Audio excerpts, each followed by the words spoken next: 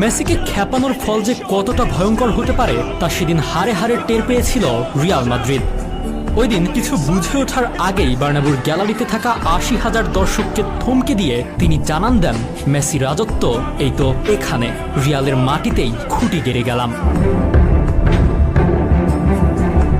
সাল ২০১৭ El Clasico নামটা যেন সার্থক হয়েছিল ২৪ এপ্রিলের সে ম্যাচে। কি ছিল না তাতে? আক্রমণ, পাল্টা আক্রমণ, গোল, পাল্টা গোল। খেলোয়াড়দের মেজাজ হারানো, নাটকীয়তা সবকিছু যেন পর্ষা সাজিয়ে বসেছিল রিয়ালের মাঠ সান্তিয়াগো বার্নাব্যুতে। ছিল লাল কার্ডও। ২-২ ড্রয়েই খেলা শেষ ভেবে টিভি রিমোট অনেকে হাতে নিয়েছে কি নেয়নি। সেই মুহূর্তে দৃশ্যপটে আবারও লিও মেসি, যিনি এর আগেও করেছেন এক গোল।